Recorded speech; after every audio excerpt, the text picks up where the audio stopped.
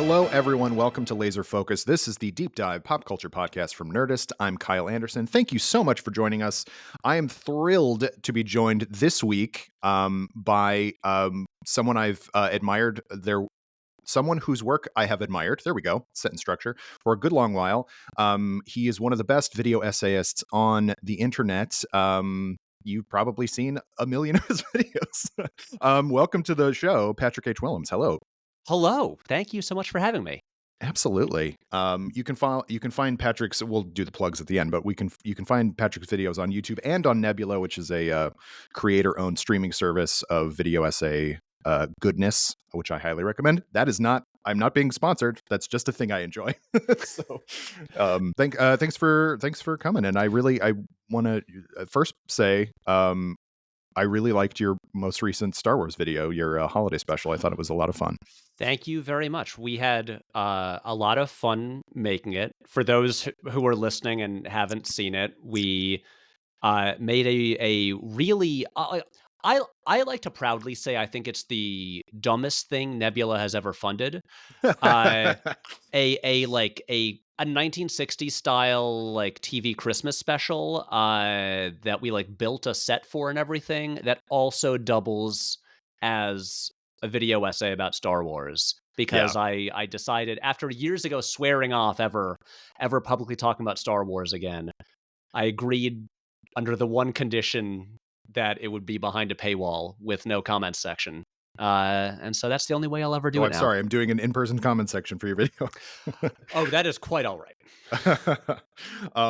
Yeah, that was like your last Star Wars video was right at the tail end of 2019, and then obviously the world exploded thereafter. So that was like a very strange time. It feels really like a line of demarcation of your content. Sorry, your videos, not content. We're not allowed to say that. It's I always laugh when people catch themselves mid sentence saying the word content. I don't like it either, but it's just something you have to say now. It's just very funny because if anyone wants to say anything about my work and call it content, I'm not going to get mad. Right. It's just when you make a whole video about why you hate one word, it's funny when people suddenly feel this happens to me sometimes if I'm just talking to random people and they'll just be like, hey, I've been watching your content for you. Oh my God. And they start apologizing and they feel really bad. And I was like, I don't mind. Genuinely, I like that you've been watching it, whatever you call it. But yeah, no, it's funny. The last Star Wars video I made, I think it came out in February 2020. Yeah. It might have been the last video I shot before I'd heard the word coronavirus. Mm-hmm. And it was weird because that was a video that was shot all over New York. It was like a video that there was no way I could make that. Starting a few weeks later, where it was just me, a video where it just involving me walking all through the city, and it was a good time. Yeah. But yeah, I got to say, a multi-year break from talking about Star Wars publicly was wonderful. I secretly, I'm not even going to cut this out, everyone. You're getting something. I wish I could take a multi-year break from talking about Star Wars sometimes. It's at least we had Andor. I feel like that kind of rejuvenated me a little bit, as you mentioned in your video. But I will say, I'm catching myself. I did a whole podcast about Andor with David Chen. We did an episode by episode podcast covering that show. So I did actually publicly talk about Star Wars. But that's part of the story. It's part of the mythos of you that you don't talk about Star Wars. It wasn't a video. Yep, that's true. And again, no comment section. Yeah, also good. So obviously Patrick is a font of knowledge and opinions about all sorts of film and television and comics. But we're here to specifically this week to talk about comics. Junji Ito manga, but I do want to ask you what, I know you are a big comics guy. What sort of comics are you reading now? Either new or kind of collected stuff you're picking up? Okay. Big question. Yeah, I know it's huge. Let me dive in. I will say about an hour ago, I read the latest issue of Wonder Woman the new series by Tom King and Daniel Semper, which I think is really good so far. I think this was issue 5. I think it's been a really strong run, and I'm really excited to see where it goes, because it seems like they have a plan for just like to do this for several years. In terms of comics right now, I'm one of these people who does go to the comic book store every week, and I pick up my pull list and I got all my books, and I often think I'm probably reading too many books, because I always draw a blank on like what are the ones that I'm like into right now, even though I've got a whole stack of these things that I'm like, that I read every single week. Oh my god. I will say I am currently in terms of like non-current comics. That was a fun sentence. Uncurrent, yes. I am reading through Akira for the first time in full. Oh boy. Yeah, for some reason I bought and read the first 2 volumes when I was in high school. And then I think just because I was a broke high school student, I never got the rest of it. And then a couple of years ago, I was just like, I think because of people who would like see like my shelves of graphic novels, like just in the backgrounds of videos, and they'd be like, "Why do you only have 2 volumes of Akira?" And I'd be like, "Yeah, this is embarrassing. I'm gonna fix that." And so I bought all the rest, and now I'm finally reading the whole thing straight through. I'm about halfway through, and here's a scorching hot take: Akira is very good. Oh boy. It's a good comic. So I'm really enjoying that. It's killing me trying to remember what else in terms of like current monthly comics I'm really enjoying. Let me throw this out to you. I know you're an X-Men guy. Are you reading the current run of X-Men stuff? Oh, absolutely. Yes. It's so good. I love it to pieces. I'm going to be very sad in a couple months when it ends. I know. Okay. I'm happy to hear you say that, because I know, even though obviously the Hickman or Krakoa era was like a huge deal, especially like when it started, and it sold so much, and like obviously made the X-Men books better than and just more exciting than they'd been in years, maybe decades. I mean, it's possible. Like, you'd have to really like, I know you're a big fan of New X-Men, as am I, the Grant Morrison run.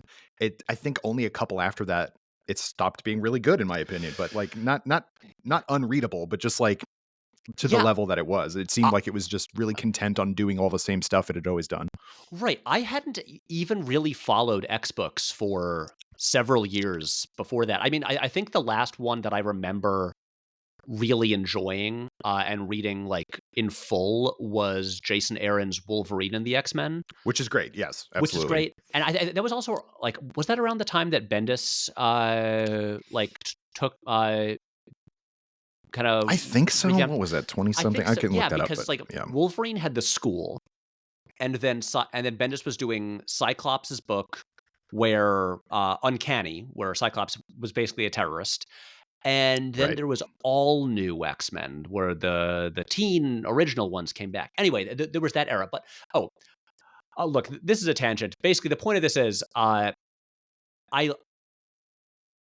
have enjoyed the Hickman and Krakoa era so much, and I know some people have, I feel like over the past, maybe like since Hickman did like Inferno and kind of moved away, have been like, look, let's get this thing wrapped up and move on to the next era. And I've just been like, I don't know, the whole Fall of X thing, the most recent Hellfire Gala has like once again radically changed up the status quo. I think things have been really exciting since then, and now we're basically in the home stretch, and it's just like, look, it's the whole thing with comics, with mainstream superhero comics, where obviously we all know the illusion of change concept, and there's always kind of the feeling that like, okay, there might be like incremental evolutions or adjustments. Maybe a character will die. Maybe a supporting character will like get married, or like someone will become a villain or whatever.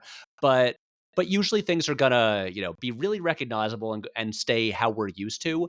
And it's been so fun just seeing the X-Men books now for several years, I'm sure they'll have some kind of reset eventually, but it Mhm. really seems like they have zero intention of ever like resetting to like a regular status quo and are just going forward without looking back, just like so relentlessly. And where they are right now, I think I have a couple new issues that I haven't read yet, but I think it's been a blast.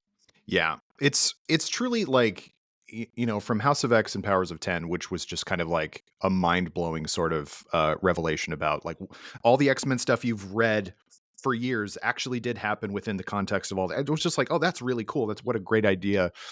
And then yeah, making them the kings of the world for a good period of time, and then having like the crushing defeat, and now them being kind of fugitives again. I think it's just like it's a really great full circle kind of thing. The one thing I am worried about, and I don't know if I don't think they'll do it. I hope they'll do what you say, is that because there is a reboot, literal time reboot kind of mechanic built into this era, that they'll just completely like literally reset it to what it was before, because I think that will undo so much really great character development and sort of like. But the thing that makes me think they won't do that is because then they would have to reboot the entire Marvel universe, and I'm not sure they want to do that. Yeah, I really have no clear idea about like what might happen at the end of all of this because like as you said, they do have a mechanic like built in there where they can just wipe it all away. But also I feel like no one would be happy at Yeah, all with that. The idea of losing all of that progress. But and it, like it's also just the funny thing because during this era, even though they'll occasionally, like Emma Frost will like marry Tony Stark or whatever, but like right. the X books have been like so self-contained and just in their own little universe that you know whatever they do at the end of this or like blow it all up, it's not going to affect the rest of the Marvel universe that much. Yeah. It'll pretty much just be an X thing. But yeah, I mean, I like my big question is just like who follows this?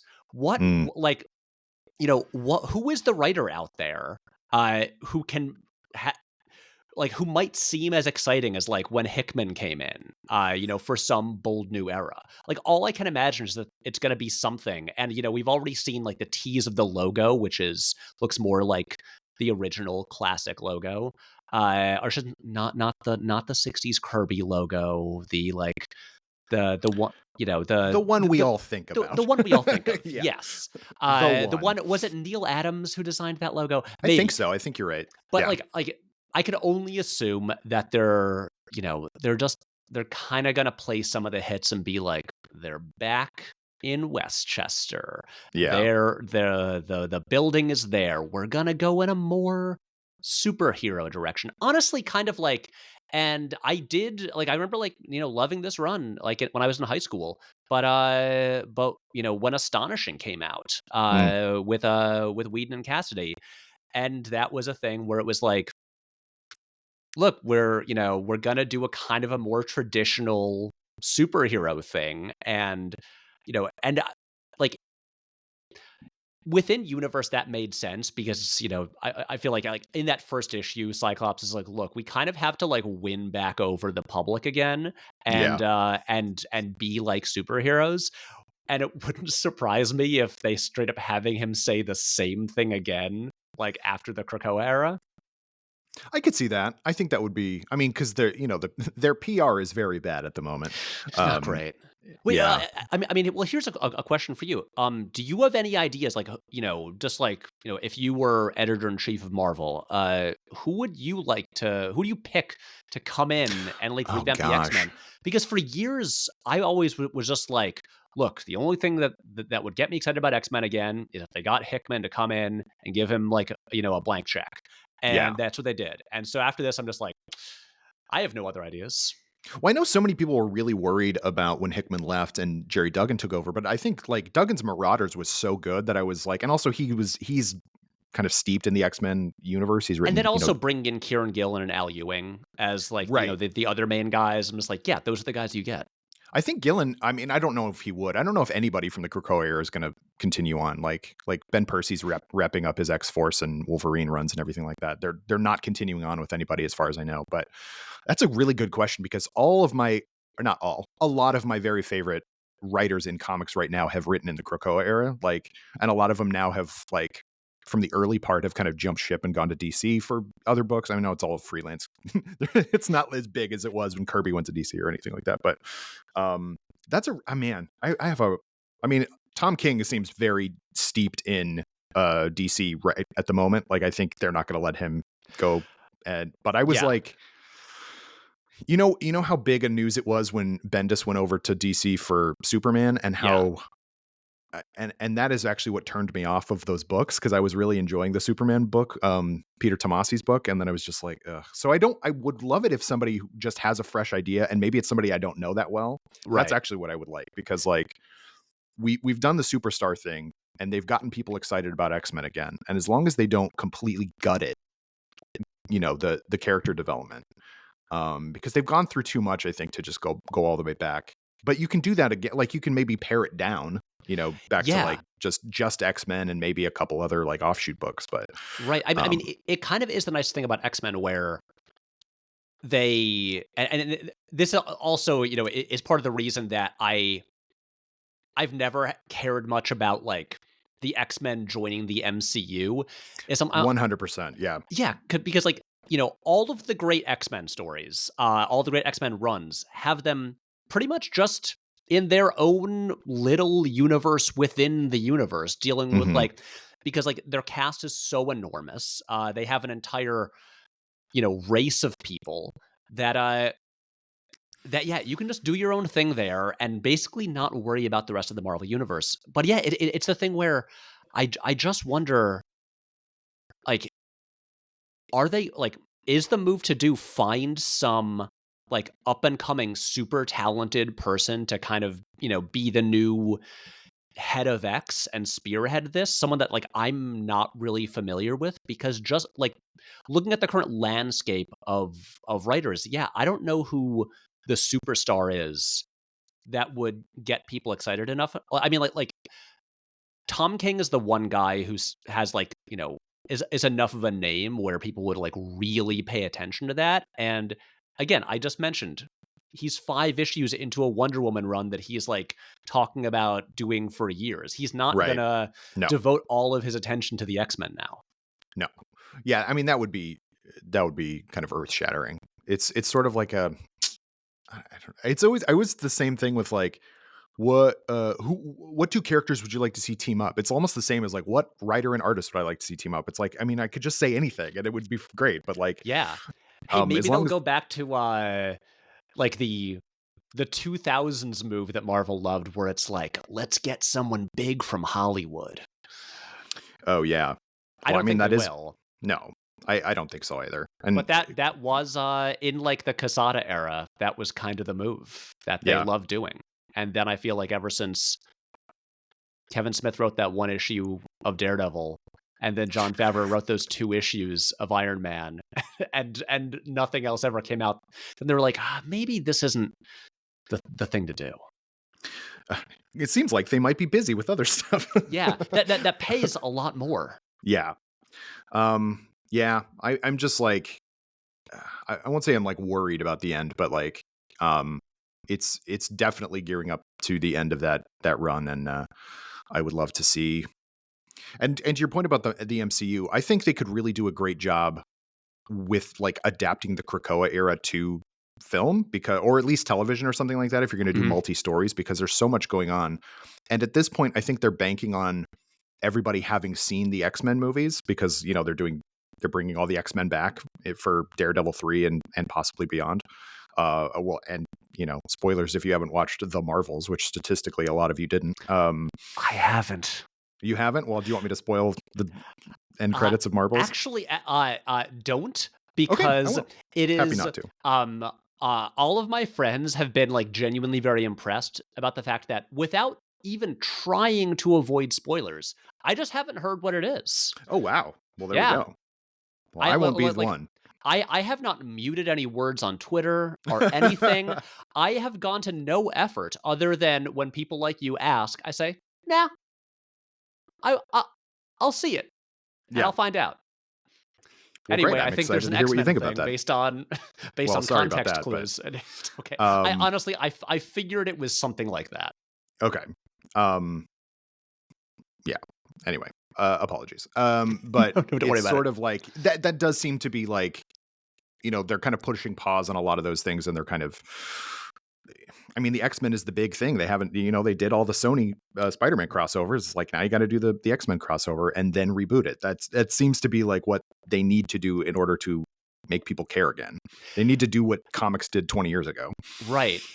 I mean, part of the reason that I've never been that excited about, I remember when the Fox acquisition happened, and obviously I just think that was, bad for film, bad for everything. Uh, but at the time, so much of the attitude among just like nerd circles was like, "Oh, but now we finally get to see Spider-Man and Wolverine on screen together, and we get to see the X-Men done well."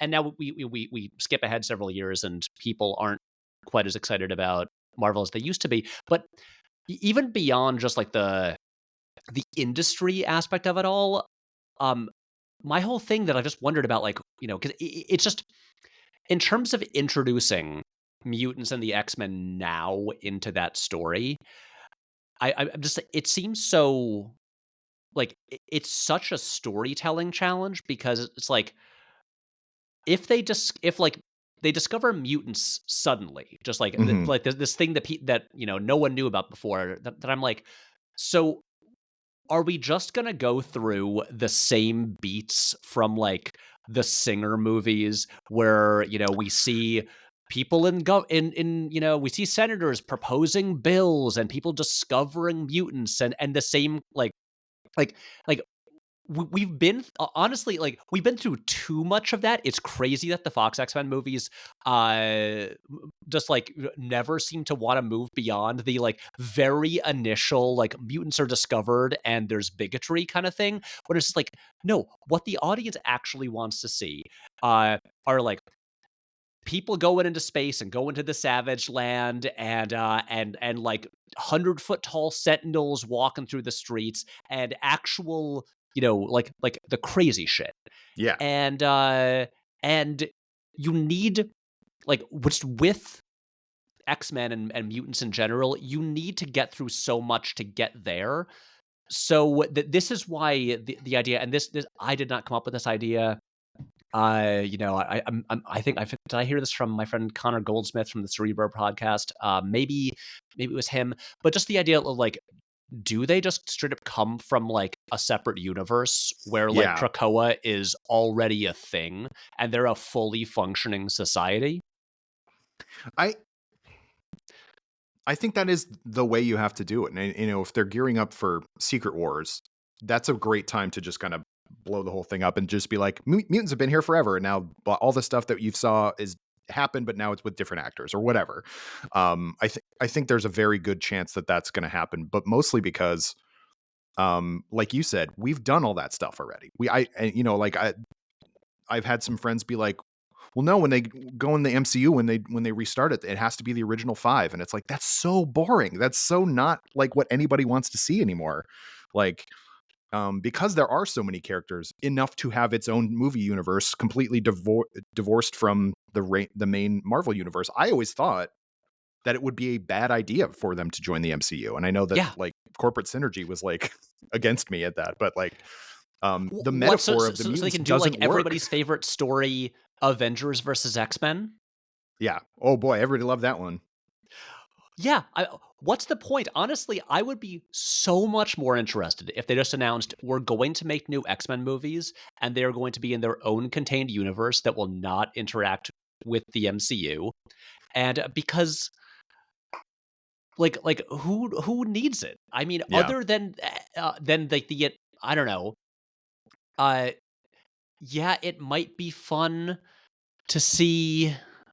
I'm trying to think like Well, the I one that I always hear is Wolverine fighting Hulk finally, and it's like that is of so little interest to me that Yeah, Like, because I know other that was than literally the first time he appeared, but other than that, like, he's so right, much more cool. interesting than We that. can have one shot where it goes into slow motion and Wolverine Right. recreates the pose from what is it, like Hulk 181? Uh Something yeah, something yeah, like that. so yeah, and then, like all the nerds in the audience will do the Leo point at the screen. Right, And but yeah, like yes, the Hulk, famously Wolverine's nemesis. right. It yeah, it's a very I don't know. There's all sorts of things that I as an X-Men fan, I'm looking forward to seeing X-Men more. But the more I think about it, and the fact that they're rebooting the X-Men cartoon and having it be X-Men '97, it's like so much has happened since then in the X-Men universe. That's way more interesting than what was going on in the '90s. Like aesthetically, that is always part of my heart because that's what I grew up with. Was that kind of Liefeld Jim Lee look, but Right. like.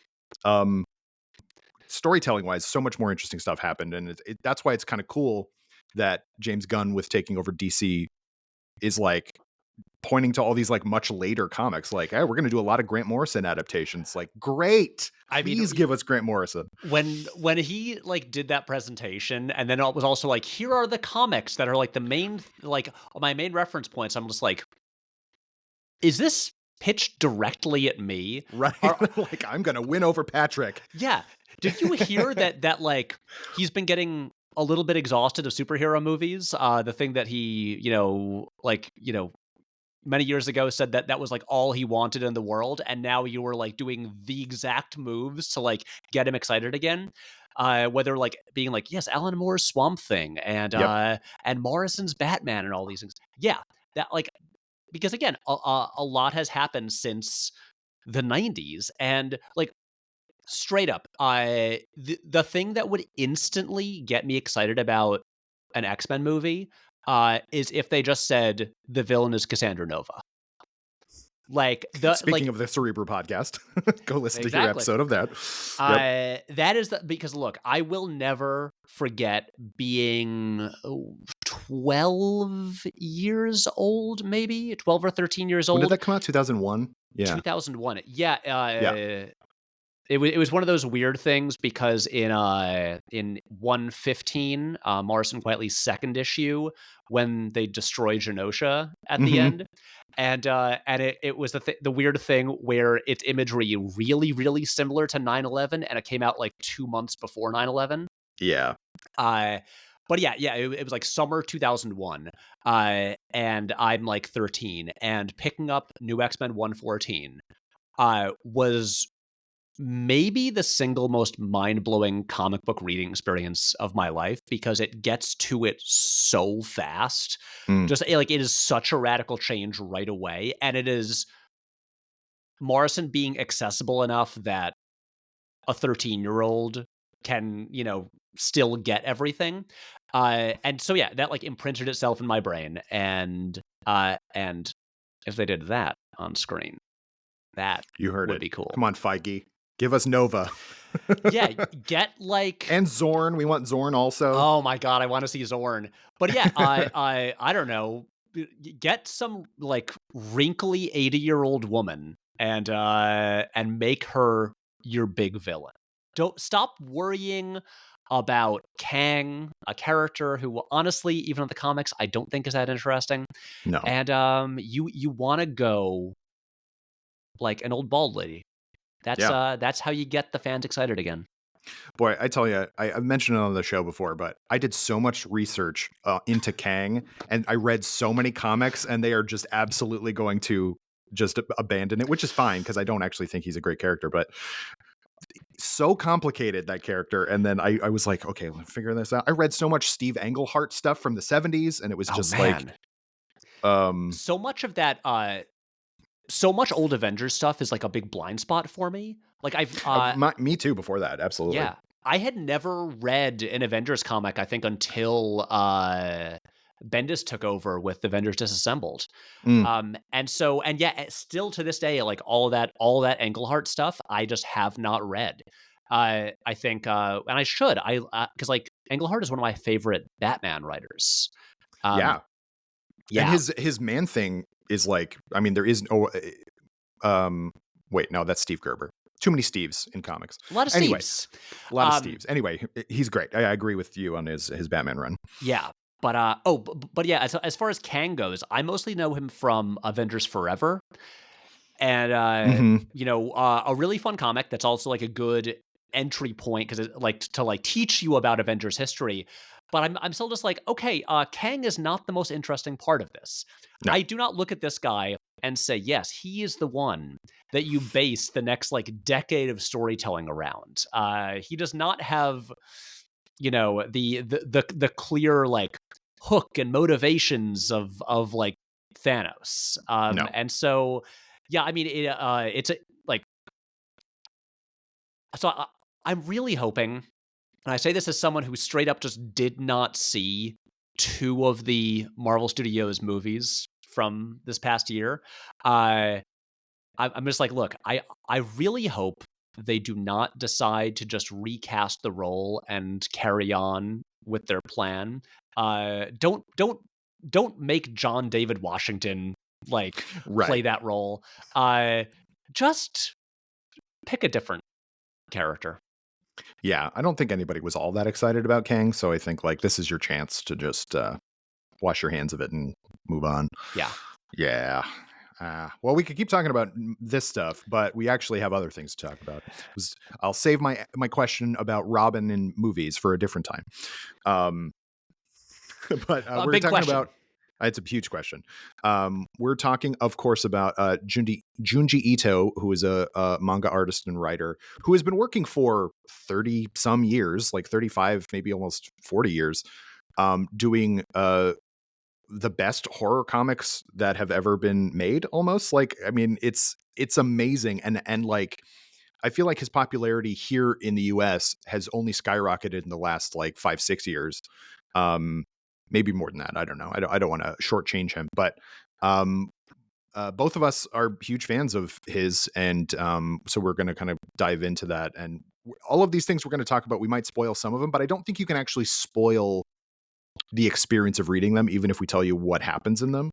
So, but if there's anything that you don't want to be spoiled on, skip ahead.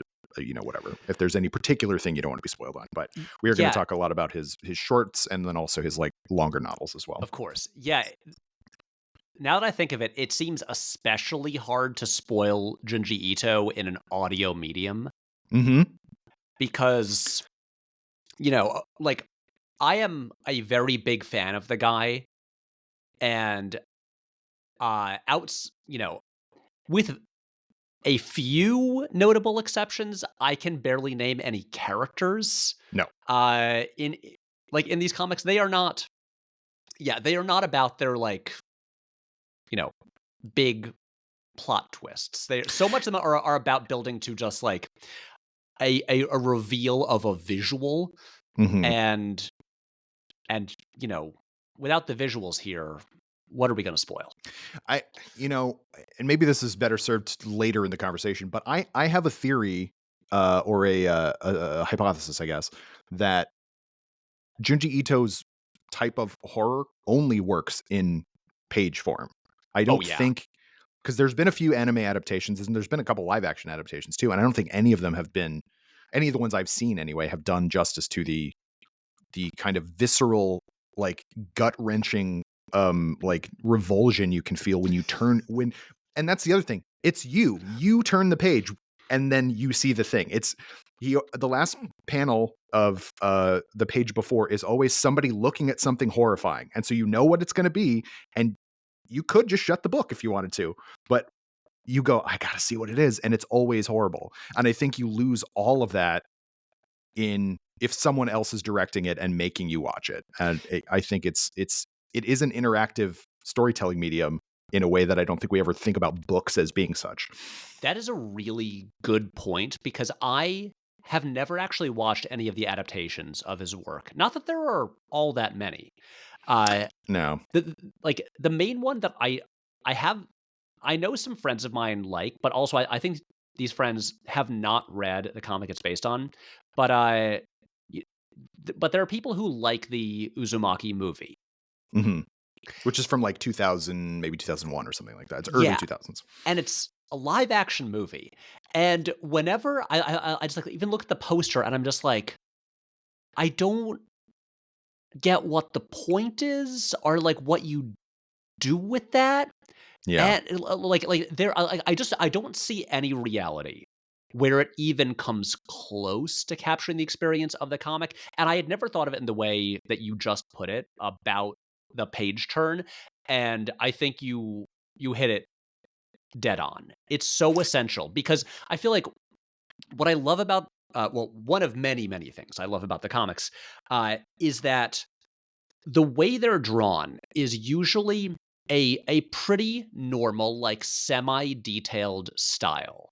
And then when you hit that point when like, a character sees something and you turn the page, and then there'll be this page where he uses, like, quadruple the amount of ink as he had on the previous page, and the detail ramps up to such horrifying degrees where, like, it's like sometimes I'm thinking of some in, specifically if you know the haunted house stories? Mhm. Yeah, where it's like almost the entire page is, like, coated in black ink, and there's barely any, like, white left, and just the visual shift from, like, the regular look to, like, the hyper detailed, like, horror reveal look, there's no way that you could capture that on screen, or honestly, really, I think in animation, it would be much harder.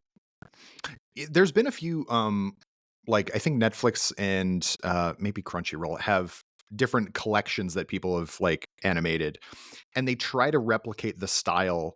But like you said, like they try to make it slightly more realistic all the time. And so when you get to the big reveal, it's not quite as like the detail popping out is not as actually what I think would work, and maybe they wouldn't obviously do this, is you remember remember in Ren and Stimpy where there would be like the paintings of horrifying things that they would like Right. pan down. I think that's the only way you can really do it because you need to be disgusted and horrified by just an image, which is hard to do in a moving medium, I believe. Yeah, yeah, and it's funny because that thing on Ren and Stimpy was also largely done because it was like an episodic TV cartoon budget, so they straight up Right. would just, like Right. like, paint a still image and put that on there, so yeah, and again, and, like, you'd think with animation, the point is you want it to be animated and to Right. move, and then it's like, if they're just gonna show us the comic page, but, like, pan across it or something, then what are you adding? Yeah, and so there's an Uzumaki anime that's supposed to be coming out, and it's been like I think the trailer first dropped like 2 years ago or something like that. Yeah, But so wait, it looks like a motion comic. It just looks like a motion comic. it does, and I cannot stand motion comics. No, I tried to watch the Watchmen one a bunch of years ago, and it's unwatchable because it's one guy doing all the voices, and like there are What? certain scenes when he's doing the voice of like Silk Spectre, and you're like, don't man, don't do this voice. What are you doing? What? I mean, yeah, I'm sure that was always Alan Moore's real dream to be like, Right. okay, I can only make this as a comic now, but one day this will be turned into a really shitty looking animated film. Yeah, with just like I don't even know who that voice actor was, and sorry to that voice actor, whoever that man is, but it was just like that's not what I want from these characters. No. But yeah, so another thing I think is for those of you who haven't read any Junji Ito, and I highly recommend you read all of them. Like they're quick, they're pretty quick reads because there's so much is just visual, and there's text, but like it's a lot of just flipping pages. Um, the type of horror that he kind of trades in, you have cosmic horror, which is more and more becoming something that people understand. Then there's specifically horror of like body horror, like disgusting growths or like gore. But then there's specifically the horror of the uncanny, which I find at this point in my life like the most unsettling, where it's something that's just slightly off. Like an almost too realistic doll, like we talk about the uncanny valley quite a bit, but I think he somehow manages to capture the uncanny valley in a very unrealistic style of drawing. It's not like you ever go, well, that's a real person. Like you would never think that. It's Right. clearly a drawing. And yet it's somehow certain images are so because they're more detailed than the other ones, they do hit that kind of uncanny valley, and you just kind of like, ugh, like it just kind of like puts you off. I'm thinking of like the supermodel or the I was about to bring up Fashion Model. That's the one, Fashion Model. Thank you. Where there's a woman who just doesn't look like a person. Like it's just like, ugh. And that's a funny one, and she's also a recurring character. Mm-hmm. There's a handful of characters like Fashion Model, and Soichi is of course a big one. I mean he got his own book that came out last year, right?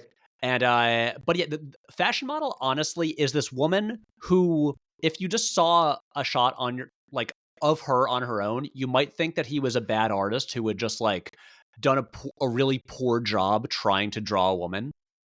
But yeah, like that's a story that's basically about like a lot of these are about, you know, teens in Japan.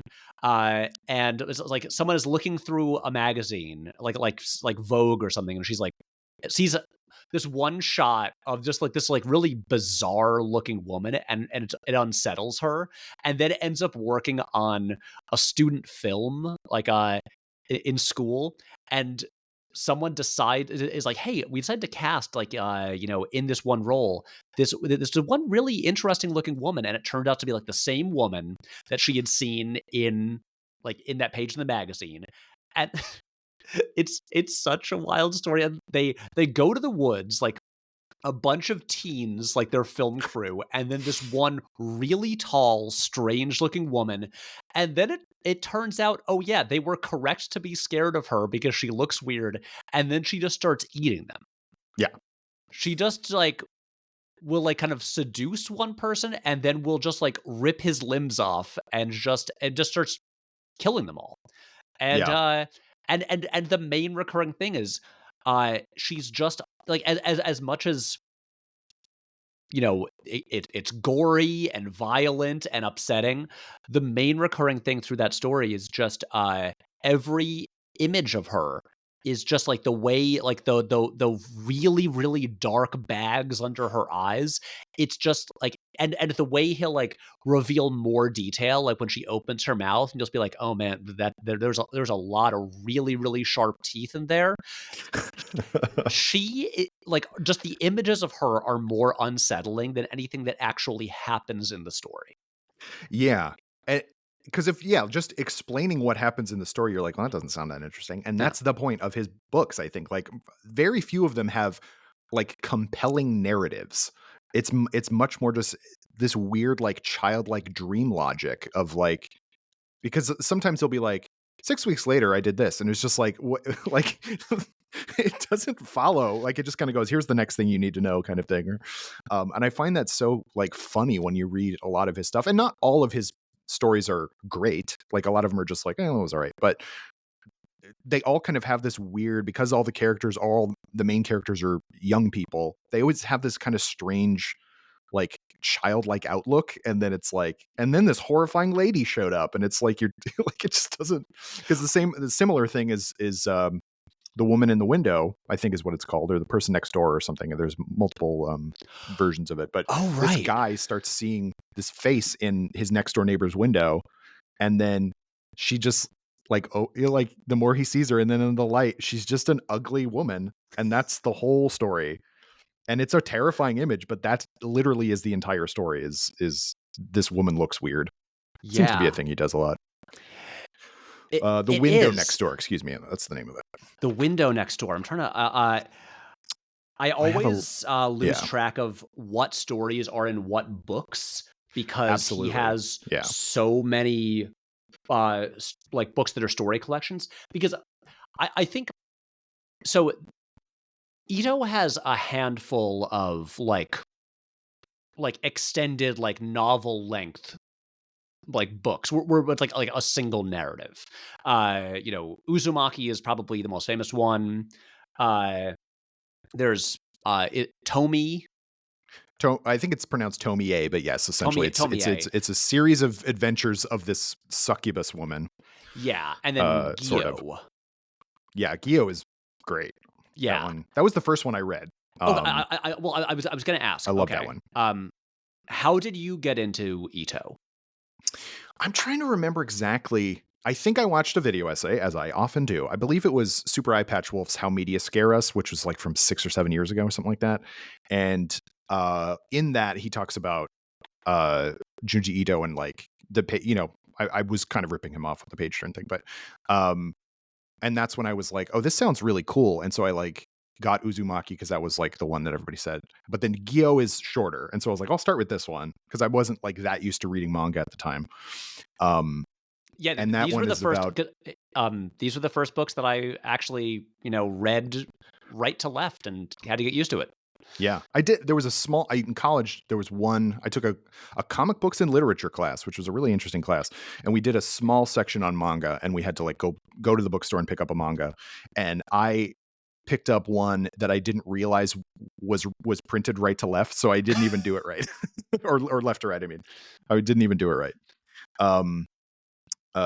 But yeah, so that was the first one that I read. And that one has, it's like an old Nazi plot that like with robotic legs that attach themselves to fish and sea life carcasses. And then they come up on the shore and eat people. And then release the death stench that like turns people into zombies or kills them or something like that. It is such a strange story, but I'm like, that is, and like, I think fish are gross looking. That is like a revulsion that I have as fish.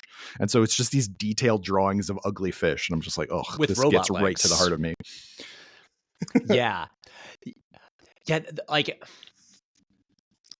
it's funny. I'm thinking back to how I got into them, and then Gyo and all of that.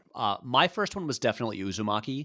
I think it was a thing. Obviously, as we've talked about at length on here. I like comics a lot, and so much of manga is usually just like this very intimidating world to me, where I'll hear like, oh, a series is good, and then I'll look at it in a bookstore and I'll be like, there are 50 volumes of that. Yeah, I'm trying to get into Berserk now, and I'm just like, oh, there's too much Berserk, I can't do it. I know, and the creator died before he finished it, and even just what he'd already completed was too much, and they're all in like these big like black leather bound books.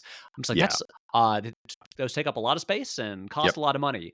And but yeah, I want to get into Berserk, but then I kept hearing about Ito and hearing like, oh, it's not an ongoing series. And I just saw some images and that were gnarly and weird, and I was just like, I think I'll dip my toe in. And and I started with Uzumaki, which of the long form stuff is still definitely my favorite. I think it's his best just across the board. I think it's got everything you want from if you only read one Ito, you better read that one. Yeah. And I mean, I think because like Uzumaki is fun because it is a story throughout that follows like a couple protagonists. But also it's so episodic that each chapter is basically just its own short story. So it's like you're like it kind of threw me a bit when I read Gyo, which is way more of like a linear narrative. Yeah. And because I was used to Uzumaki, which is like almost like half story collection, half novel. But the very first story in Uzumaki, the girl's dad who becomes obsessed with spirals and then turns himself into a spiral, leading to the big reveal of the double splash page that is one of the best images Ito has ever drawn. That is like the perfect intro to him. And tells you immediately what you're getting into. And also so many of his stories basically have a similar approach to that, where it's some teens hanging out. One of them is like, I think there's a weird thing with my family. Want to come over and visit my family? And then, I'm reminded of the one, one sec. I prepped for this. I appreciate. The first guest to actually do any prep. Thank you very much for that. Hey, of course. Well, it's the thing where, we're talking about Junji Ito, and I have so many books full of short stories. Yeah. I want to be like, I need to be able to actually like find the stories that I'm talking about. Oh, I found it. I will say it's in Shiver, which I think might be my favorite of his story collections. It's just like wall to wall bangers, but it's the story Honored Ancestors. And it's the one where the girl who's like lost her memory but is going over to this guy's house who apparently she was engaged to, and she's just like hanging out there. It mostly seems to be about her memory. And then you have this thing where his dad is apparently sick, and but his dad wants to say hello, and then they're sitting in a room, and then like just down the hall, a door opens, and the dad, like laying on his back, kind of scurries out feet first, but you can't see the top of his head, and he's just like, "Oh, hello." And then eventually you get to the reveal where it's like, turns out the memory thing, a really minor detail. She lost her memory because she had been so scared when she saw what the thing is that she just like developed amnesia. And it's this thing where every man in the family, eventually, like when they die, they like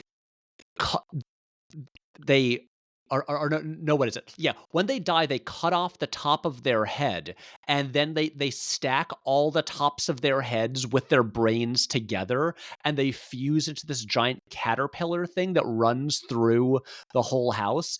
And then the guy that the amnesia girl was like engaged to, his dad dies. He's like, well, it's my turn. Time to cut off the top of my dad's head and then climb in and fit this whole thing onto my head. And it's like of course, you know, the reveal, like the full page of just like the giant weird caterpillar thing of like a million heads fused together is so unsettling and so weird. But that's basically what so many of these stories are. Just like someone goes over to someone's house and their family has some bizarre thing that is going on there. Yeah. I think so much of that is like steeped in like Japanese polite society where people are just like, oh, okay, this is fine. And like, you know, because I'm like in Uzumaki, there's that a couple issue or volumes, I think, or whatever, where there's the kid who turns into a snail. That is the most unsettling one for me in the whole book. It's so gross, and like, you know, a kid slowly turning into a snail, and a huge giant snail, and the spiral shell is, you know, that ties into the spiral aspect of Uzumaki. And everyone just kind of like accepts it in class. They're just kind of like, oh, I guess he's a snail now or whatever. And he like climbs up the side of a building. And it's only like when it gets too, like way too far. And I think that's so funny. Like there's an aspect of reading these that are actually really funny because of that kind of thing where it's the reactions are both aghast, but also like, oh, hey, how are you doing? You know, weird dad who's a caterpillar head. Like you just kind of have to go with it. And right. I love that. I think it's like, that's something else that you would absolutely lose in adaptation if like somebody, because some of the ones like Yo maybe, or like I think like Hellstar Remina or Ramina, I don't know actually how you pronounce it, would be a really good one to do as a film. Right. But I don't know if you could westernize them because so much of it has to do with like Japanese culture and like modern society. That I think you would lose part of that. And like the visuals alone just don't quite, I mean, they're beautiful and gross, but like I don't think you would get the full impact of the stories if they were like westernized. Yeah, thinking about it now, and again, I want to be very clear. I'm not suggesting any of these get turned into movies because I would no, absolutely not. Yeah, I fundamentally do think they work better in comic form. I am starting to wonder if any of them might like what might work best adapted for film. I'm right now. I'm kind of thinking maybe something about Soichi, because he's a fun character. Okay, I will say for listeners who are not familiar with these, let me explain Soichi. Yeah. Get into the years-long story of Soichi. Well, because he's basically this recurring character who will just like pop up in various stories, and then you can kind of figure out a bit of a timeline as well. And then this book came out last year. Almost every year, there's like a new Ito collection book, and it has like all of these like new stories about him, and yeah, there's this whole kind of timeline of his life and his family, and then there's also like in Haunted House, like a maybe future that's not confirmed as being like what happens when he grows up, but basically it's a thing where it's like these two Japanese teens, they go to visit their cousins for the summer. and their cousins are nice. They're visiting. They're having fun. And then one of their cousins, like they're like, in their extended family, like the youngest brother in this family, like their youngest cousin is this like 10-year-old boy named Soichi, who is just mopey and sulks in his room all the time, but and just seems to hate everybody, and is almost like a joke. But the thing with Soichi is he's always sucking on nails. He has a bunch of like metal nails in his mouth, and he's somehow able to like spit them super fast so they'll like stab into things. And there's just these stories about, and it's funny because some of them are just like, ooh, impish little Soichi, he's gonna play some tricks and do some things that are a little bit gross and mean, and people are like, Soichi, stop doing that. And then that's kind of the whole story. And then some of them get. So I'm thinking of the one with the cat, and just the the shot of like the cat holding like that creature in its mouth Yes. with all the Yeah. eyes and legs. It bothers me so much. But some of them get so unsettling, and then you get the crazy thing where there's these stories that are, you don't even realize it's Soichi for a little bit, because it's about some other teens, and like this haunted house comes and opens in their town, and they're like, well, let's go check it out. It seems like a big deal, and people seem to be pretty scared of it. And then you realize the guy who runs it is grown up Soichi, who still has nails in his mouth, and then has basically all of those other cousins and family members. He has basically like imprisoned them in his haunted house and tortured them for years. And then he has this son who is this like feral like cannibalistic child who like is locked in a cage, and his wife is this monstrous woman who looks like the fashion model, but I'm not sure it is definitively. Yeah, I'm not sure. Yeah. Is Soichi married to the fashion model? Yeah, who at the end of that like eats his head. And then it turns out like, well, maybe that didn't actually happen, and that's not the future of Soichi. But just this thing about like, because those stories are a bit more about like humans, and so much of it is just about like, what's Soichi up to in his room. Like I could see that there's a reality where that is an okay movie. Yeah. And Just yeah, like this weird. our summer with Soichi. Yeah. I could see that. And because that one is so much, like you said, it's humans. It's like this weird guy. I could see any movie about a weird guy like Right. that, who chews on nails. It actually, I like, because I never read these in any kind of order, and it took me a really long time to realize that he wasn't just reusing a name, that was literally supposed to be the same character. And because I read stuff and I was like, oh yeah, the nail thing, I remember that. And then it was sort of just like, wait, I thought he was a kid. Like it just like so constantly. And by the way, a lot of people have been asking if Fuichi from Fashion Model, is she Soichi's wife? So well, okay. It's not just you. She might be. I mean, it's one of the great questions of our time. Now I'm trying to. Oh wait, no. I think the haunted in house. Smashed. Yep.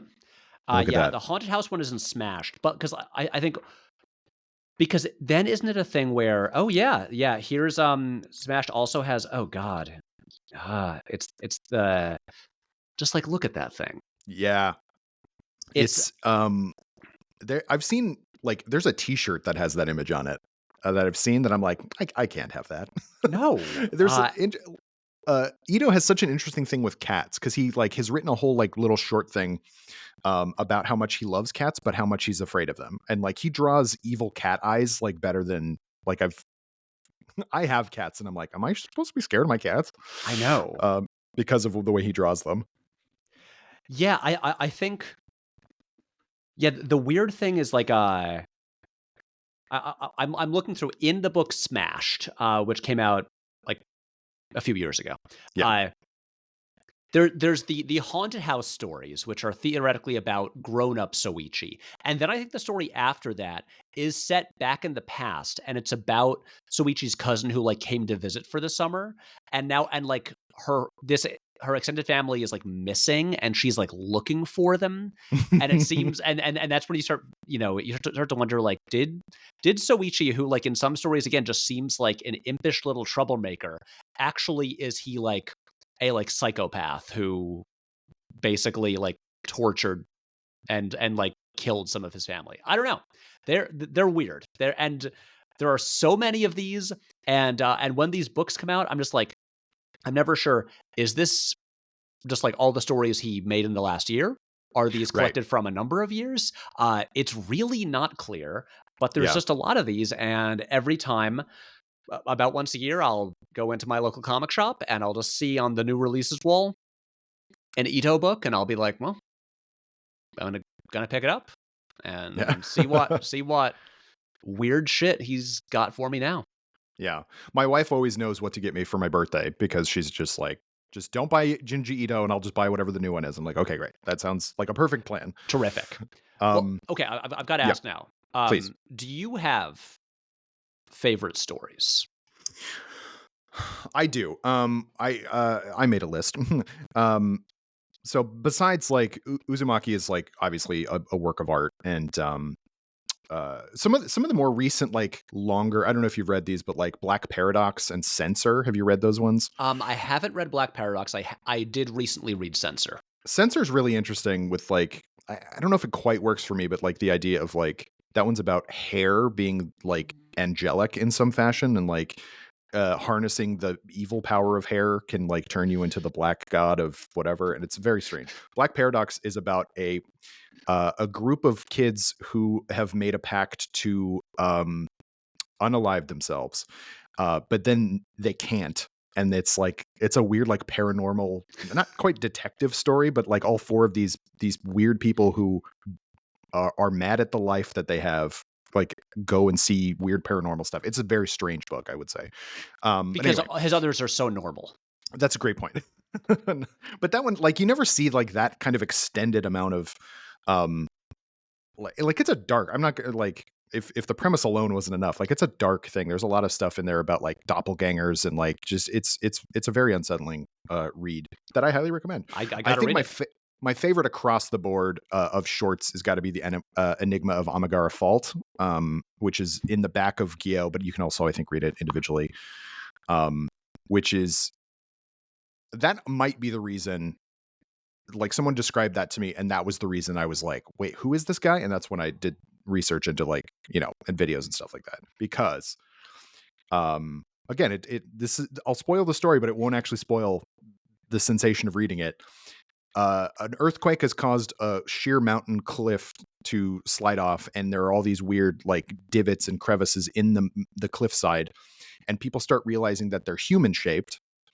And then specific people start realizing that hole that is shaped like a person is shaped like them, and they are preternaturally drawn to their hole, and then they climb into it and then just kind of get sucked into the mountain.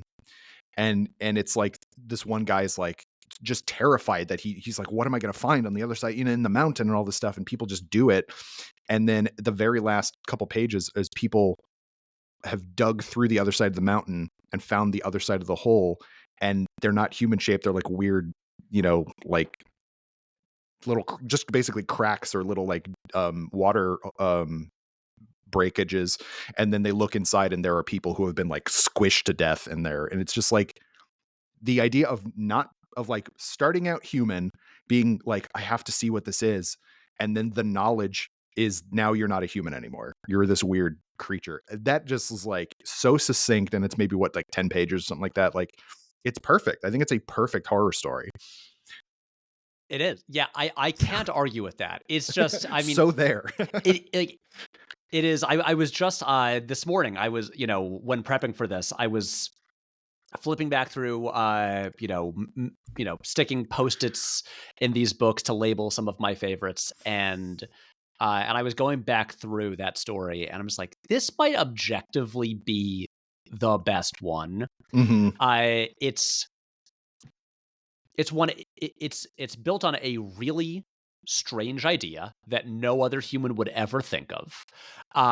It has humans developing some kind of obsession, which is a real recurring thing through these stories where someone is just like, I have to see the thing, or I'm gonna murder you to get that used record with this song on it because I'm obsessed with it. There's very often some kind of weird obsession, and then the final page is this like great hyper detailed horrifying reveal. And it's like, it's everything you want in a Junji Ito story. You could hand that to someone, kind of like the first chapter of Uzumaki, and be like, here's his entire deal in like 10 pages. Yeah, because the whole thing with Uzumaki is it starts because a guy in town, which is the character's dad that you mentioned earlier, becomes obsessed with the shape of spiral, and then he wants everything to be a spiral, including himself. And then that grows to the entire town, everybody else in it, and then like it just becomes a cosmic nightmare at the end. And like, I was really getting into cosmic horror 5 or 6 years ago, and read Lovecraft, which is not the best written stuff ever, but I think the ideas are really good. But it's people iterating on those cosmic horror ideas, and Ito's maybe one of the best out there. That really gets me like jazzed about like where horror can go, because like there's only so many. I mean, I love a good like gothic horror werewolf story or something like that, but like there's only so many times you can watch that and not feel I've seen this before, or like Right. It's actually kind of cozy to watch these kind of movies where like I'm never cozy reading a Junji Ito story, and I like that. I like that aspect of it. Yeah. Oh, absolutely. I mean, part of what I think is so fun about Uzumaki is it literally seems like as if like as a challenge to himself, he just picked a random thing. Right. Like he went to the beach and was just like, I'm just gonna close my eyes and move my finger around, and whatever I'm pointing at, I'm going to write an entire book of stories about that one thing. And he pointed it at like, I don't know, a little shells or a little snail's shell, and it's like a spiral. Great. I'm gonna take the idea of scary stories about a shape and follow that as far as it can possibly go. And it turned into this big old book where you get everything from, oh yeah, a man is going to like fit himself inside like a circular basin and contort his whole body into a spiral. And then you'll get a story where kids in school start slowly mutating into snails because they have spiral shells. And then you get this whole like body horror thing of then their eyes extend out on stalks, and they're also just slimy now. Mm-hmm. And then that goes further because then the other kids in school decide to start eating them. And so you get this like, so yeah, the snail kids look weird and they creep me out. And then you get the other kids deciding to eat them and basically become cannibals. And I'm just like, you got all of this out of just being like, what if I wrote a book about a spiral? Yeah. That's a fun shape. Let's do that. Exactly. Yeah.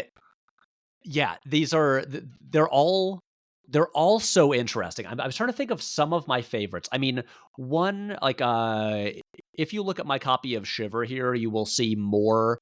Oh yeah, that's a lot of tabs. Yeah, more tabs than any of the other books. I realized like, oh wait, this one really is. It's almost like a greatest hits collection. Looking at the table of contents, and this is the one that introduces the fashion model. Fashion model is in this book as well, but it has one. And look, if anyone has even just like encountered Junji Ito stuff online, it contains a page that you've probably seen because it is truly one of, I think, the grossest things anyone has ever drawn.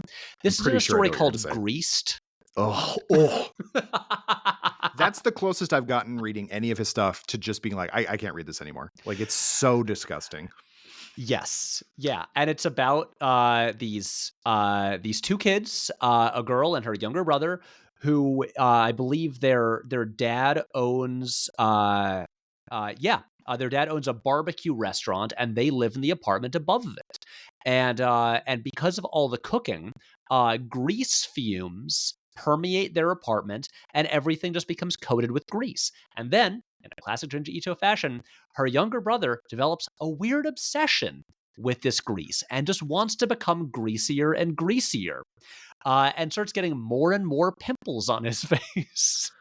Ugh. Uh, Ugh.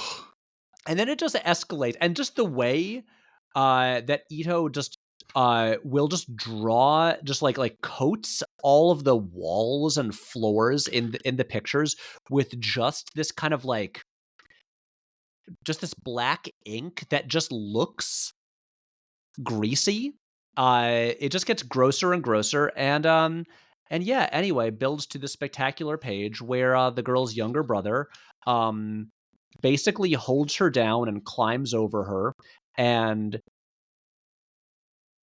squeezes his hands against his face, which is coated in a million pimples, as just like streams and streams of pus pour down onto her face in just so much detail. It's one of the largest images in the entire story. Yep. It's so gross. It is. Ugh. I also realize as I'm describing this, I'm imagining if like my parents heard me saying this and they'd just be like, Patrick, what the fuck is wrong with you? Why? Why are you doing this to yourself? What you're describing sounds like the least appealing thing one could possibly read. And I'm just like, I don't know, man. There's something about it. Also in this book, some other faves. It has honored ancestors, the one I mentioned before. About the caterpillar trail of heads. It's got the long dream. The long dream is really interesting. Yeah. And basically, just a thing where a guy will like go to sleep, and even though he sleeps for a normal night's sleep, somehow like his head, like he'll be like dreaming for years, and he starts like aging really rapidly, which of course leads to weird, images of his body as he kind of decays while being alive. But it also has, I think, going really far away from body horror, a story that I think is one of the best Ito stories, Hanging Blimp. Yeah, that's another. Yeah, go ahead. And I mean, this is just one where I'm just like, no other human would think of this idea, because it is like, how would you explain this one? Somehow out of nowhere, most of his stories start like that. Somehow out of nowhere, people start seeing giant balloons in the sky that are their own faces with horrible rictus grins on them. And hanging from these balloons are strings. Oh, wait, they're not actually strings. They're nooses. And they chase the people down and find their own humans and then choke them and like pick them up, and then they're dead. And so there's just human beings hanging from the sky with the giant, horrifying, smiling image of those people's faces like above them. And like, no matter what you do, you can't run away from them. Like, that is clearly a nightmare he had about, or something like that. And also, like, it's a weird, like, have you ever thought about how scary your own face is? Like, when I was a little kid, this is stupid. This is a stupid story. When I was a little kid, I used to go into our bathroom and shut the lights off and then get my face as close to the mirror as possible and make some weird contorted face, and then flick the lights back on and then try to see if I could scare myself. It's stupid. Dumb stuff you do when you're a kid. But like, if you spend enough time looking in the mirror, sometimes your own face can scare you. And like, I feel like that is something that very few people, I mean, the doppelganger fear is literally someone looks like me and that's scary, but literally it's you that is scary. And like, you almost never see something like that. I love that story. That's a great one. It's so good. And I'm thinking about the way it progresses, actually, where it starts off just seeming like there's like a string of suicides, like in Tokyo, of people hanging themselves. And then you get like the reveal of like the main character, who I believe is a teen girl, just strange. Like sees, like at night, just sees her face in the sky, and then slowly starts to realize like what is going on. And it's such a weird image, because you've got like this giant head in the sky, and then its neck just extends down into just like basically a rope. And then you get to the point where just like a swarm of giant heads are flying through like Tokyo, just trying to snatch up people and hang them. And you have people like hiding for safety in their apartments while their giant heads are just like floating outside the window, like waiting for them, being like, "You got to come out for groceries at some point." It's like it's genuinely like one of the most bizarre things I've ever read. It's also very unsettling, and it's Yeah. like it's one of the perfect things where I'm just like, yeah, no one else is gonna think of this. And if How you, did you think of this? we should also say, like, Junji Ito is not like a scary guy. Like, if you've ever seen an interview with him, he's a very like, he carries himself very kind of like small. Like, he seems like a very small figure. He's got glasses. He kind of just like smiles and stuff. And there's like a video, I forget who did it, where it's like showing Junji Ito scary videos, and like he just sits and watches them and kind of goes, "Huh, well, that's scary." And it's just like, he's so nonchalant about being terrified. And some of these videos are like legitimately creepy or weird or something like that. But I, and to think that all of that comes from I think he was a dental student or something like that, or a medical student beforehand, and just decided, no, I'm going to draw terrifying pictures for a living.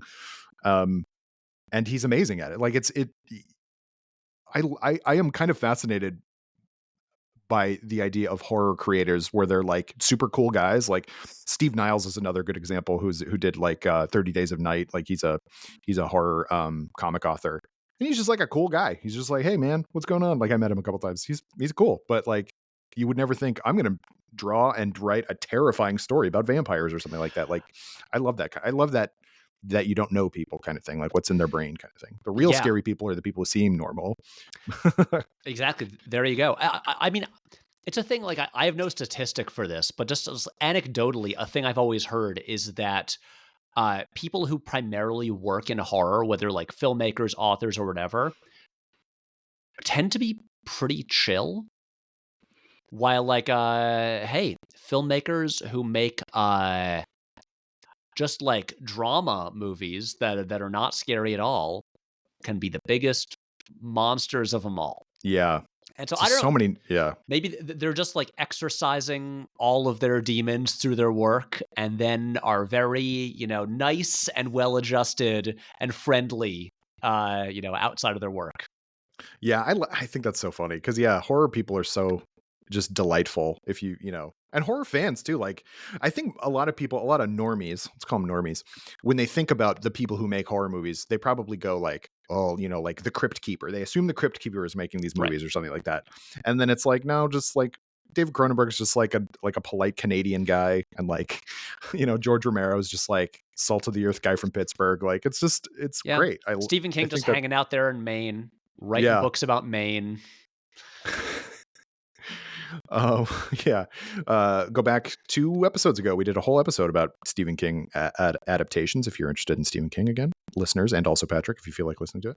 There's a lot to cover Another one I there. want to shout out before we wrap it up. Oh shoot, it's called The Thing That Drifted Ashore, which is literally just about a huge giant, again, slugs. He makes a lot of slugs. I think it might be in the collection called Slugs. Oh, no, wait. This I haven't read this one, but Okay, then I won't spoil I it. don't know. I've heard. Is it in the Slug Girl book? It's in the Slug Girl book, yeah. Which is one of the like. I don't know why I haven't picked that up. Um, it's another like weird sea life thing. It's actually kind of similar to Enigma of Amigara Fault and some other ones. He kind of has this thing where like a thing will appear and people don't know what to do about it, and then it turns out that it's like it's because a lot of his are, very personal, like one person seeing something horrifying or something like that. But the ones that I find really interesting, like Hellstar Rumina too, is where it's just like a planet with an eyeball is coming toward us. What are we going to do? And like the entire planet has to kind of figure out what's going on and try to stop it and stuff. He's got this like thread of inevitability and doom in most of his books, and like and that one, so I won't spoil that one because you haven't read it, but like The Thing That Drifted Ashore, like it sounds like it's a Lovecraft story. Like, Yeah. it's just like, what is this? And it's suitably horrifying. Yeah, definitely read that one if you haven't. I mean, because he's written, I think in total, he's written 121 stories of varying lengths, and that's also including like, Uzumaki is counted as one story in this list. Yeah, and like, is Tomie there is like one story? Yeah, it's 1.1 through 1.21 is Tomie. Okay. So, Yeah, I only read that for the first time last year. And I enjoyed it like I do all his stuff, but it's honestly not one of my favorites. mine either. Yeah, I think it's also maybe his largest book. yeah, It's a big book, and it's I mean, it's kind of one thing, and then yeah, it, like, repeated a lot. It's like, okay, there's a very pretty girl, and she'll date some guy, and he'll become obsessed with her, and then she'll be mean or something, and then he'll, like, get mad and murder her, and then she'll come back, yeah. and that's basically it. That's the whole bit. I feel like because I think the first like 4 or 5 like chapters of that book are the same string of guys or something like that, and Yeah. so you kind of, and then afterwards he kept going back and writing like one-offs, and I think that's just a collection of like 15 or 20 years worth of Tomie stories, and like I'm like, I get it. They had already made a couple of Tomie movies in Japan, which I've never seen, but like I don't know, like it's a very strange concept where your villain is just, I dare you to kill me. Oh, you did? Haha. It's just it's, I think that doesn't work all that often. Like you can't do Yeah. it that many times. I honestly think, 'cause that kind of thing about, like, oh, there's a pretty girl who's also, like, mean or in some way, I kinda think he's done a bit better, or more interestingly in other just, like, self-contained stories. Like, there's the one, about the girl who, like, the guy dates her, and then is it, like, with her hair or something? Like, when he's asleep, puts a, like, a little, like a band around his neck, and Yeah. then it basically she basically cuts his head off, but he's alive. And then just kind of taunts him like, "Oop, you're gonna like, if you don't let go of your head and keep holding it on, then your head's gonna fall off." And then she's like, "Oops, watch, your hands are busy holding your head up there. I'm gonna slip like a live bug in the gap between your head and your body." And it's like that is one that is like, I feel like again, it's just about like a pretty girl who turns out to be mean, uh, but it goes to really weird places, and just like, and then it starts like freaking me out, being like, oh god, what would I do if my head had been severed from my body, but I was still alive and I had to hold it on, but then I couldn't use my hands at all because they're busy holding my head on. That is, again, that's something that is like little kid logic. Yeah. Or like, because there's that story that all little kids heard about the girl with the ribbon around her neck and Yep. takes it off and then her head falls off. And it's like, it's one of those. But like, we know as grown-up people that if she were to have severed his spinal cord, he couldn't use his arms. Like, we know that. And yet But he's I holding his head on completely buy tightly him enough holding his head. that That's they're true. still touching. Yeah, right. Yeah, It's like it's science. right. It's like starting like hot wiring a car. Like you can do that Right. with your own head. Yeah, that story, like there's so many of those type of stories. You're absolutely right. Where like there's just a guy who thinks everything's fine, and then somebody he meets, it's usually a girl. So it's like when Ito's main characters are young girls, it's always about like older men tormenting her in some fashion, and when it's the main characters are boys, it's that a cute girl is being shitty and it's and Yeah. evil and whatever. And there's nothing you can do about it. There's a weird, like I said, a weird inevitability to his stuff, and like the twist is never, and then it was fine. Like it's always like, no, it's just as bad as you think it's going to be, and actually it's probably worse. And like you're just looking at a tunnel and just like, it's coming. And I mean, like he could do an entire story that is literally just a thing walking toward the camera of the page, and that would be the scariest thing ever, because like that's what most of his stories are. Exactly. And I think what's fun about the short story collections is that he wastes no time like getting to the thing, And so you get your big so basically it's like every 20 pages of the book, you get this payoff to like this and this big reveal of like whatever the weird thing in the house is. I'm reminded of like and again, a lot of these things I think would not sustain like No. a novel. No. You know, like a Marionette Mansion, Yep. where as if he just thought, well, you know what's weird? Marionettes. What if a person was so obsessed with puppets that they built a house and hired puppeteers to live up in the rafters and you could live as a marionette, and then they have this whole family there that where they don't touch the ground, they just have people above them puppeteering them.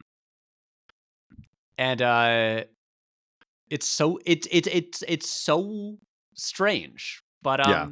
But you know, he finds this thing that is like, it really seems like a lot of these are basically like he zeroes in on unsettling image and Yeah. then like works back from there to be like, okay, how do we justify this happening and how can someone find out about it?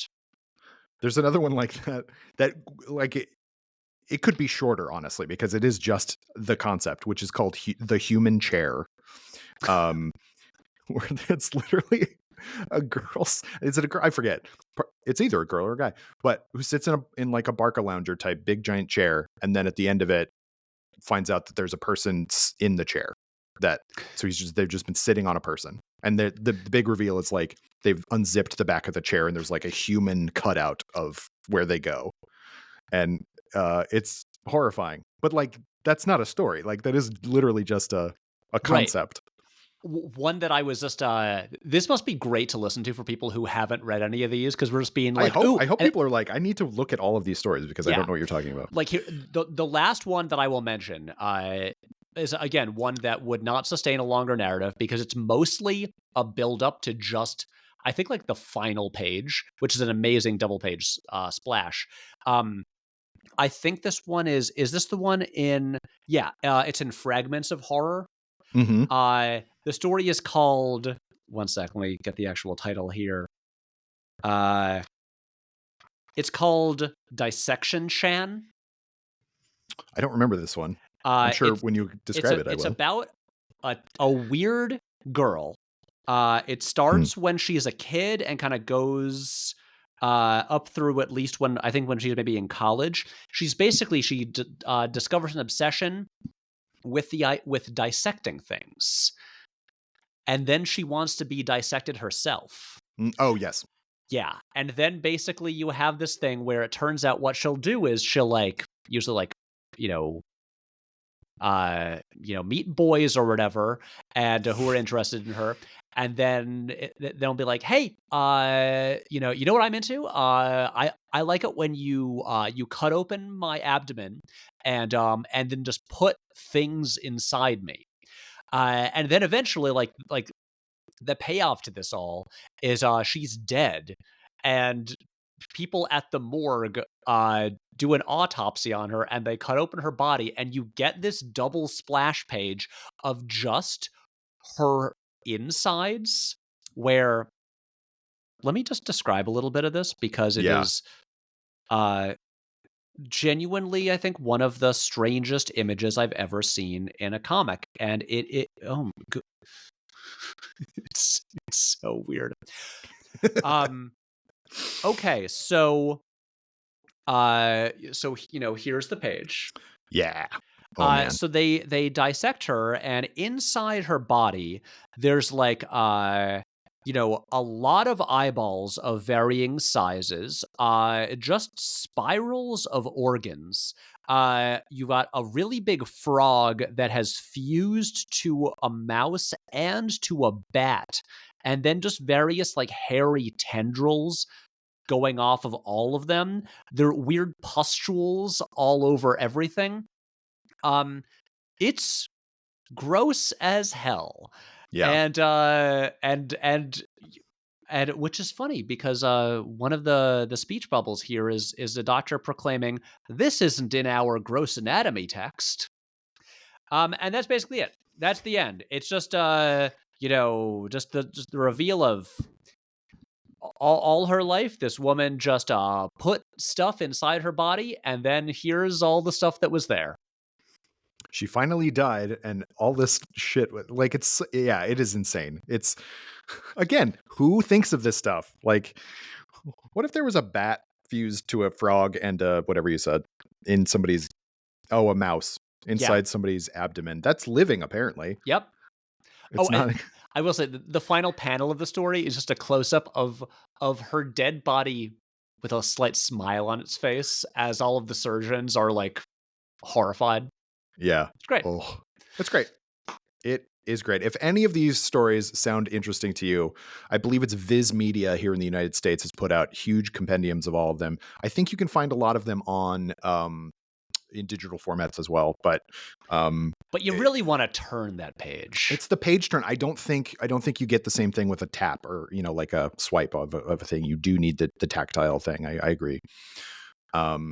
Patrick, thank you so much for being here and talking about the scariest and grossest things ever. Kyle, thank you so much for having me. It has been such a pleasure. Absolutely. What I would on air invite you to come back anytime you would like. If you have something you want to plug, please do that. Please come back. We can talk about anything. Yeah. Seriously, I'll come back anytime. I mean, look, clearly, I feel like there's a lot more in like just the comics world that we could spend hours on. Yeah, we could. I do want to, because the new Batman movie that'll eventually come out is going to introduce live action Damian Wayne, and I want to talk to you about that. I think that would be great. So we'll talk about that at another time. For the folks who maybe don't follow your work, how can people watch and or listen to you on the internet? Well, I make videos that are mostly about movies. I've got a show, long form video essays that you can watch on YouTube or the platform Nebula. And there are Nebula exclusive things that you made. The aforementioned Christmas special is Nebula exclusive. Exactly. Look, it's late January. This will be out in February. Yes. I'm sure what you really want right now is Christmas stuff. But maybe save it just for December. We mentioned it earlier. We recently came out this past December. Produced an hour-long 60s-style musical Christmas special that is also a video essay about Star Wars. I'm very happy with it, and I think it's a lot of fun. But yeah, we got a lot of stuff there. I talk too much on the internet, but usually it's heavily scripted, and so more articulate and eloquent than this. So yeah, that's what I'm up to. I meant to say this earlier when we were talking about that special. My favorite thing that you do in a lot of your videos is like the let's stop what's going on and like you and either your intern or like the producer, you'll be like, oh boy, I'm really in the weeds with this one. I just love that any conceit where it's like this isn't going well at all. I love that. It makes me laugh every time. Well, it makes us laugh as well, so that's why we keep doing it. Great. You can we have a video coming out soon that I wrote and hosted. If you are into listening to me talk some more, which is all about the history of Doctor Who regenerations and how getting bent out of shape about any one of them is a fool's errand because they've never been normal. Also, Patrick is also on Letterboxd, I believe. Yeah, you're on Letterboxd. I follow you on Letterboxd. Please follow me on Letterboxd, Kyle_Anderson, and you can follow Patrick. I believe it's just Patrick. I'm Patrick H. Willems everywhere. And that's not Williams, friends. It's Willems, like Willem Dafoe, but with an S at the end. Exactly. Like we all love Willem Dafoe. Imagine a lot of him, like more than one, and that's me. Yeah. You know what? That's a great explanation. Put that on your card. I really should. Like many Willem Dafoes. All right. Well, thank you everybody for listening. Thank you again, Patrick, for joining me. I've been Kyle Anderson. Join me again next time on Laser Focus when my guest will be a different person. Bye-bye. Laser Focus is a production of Nerdist Industries and Legendary Digital Networks. It was produced, edited, and hosted by me, Kyle Anderson. For more, visit Nerdist.com.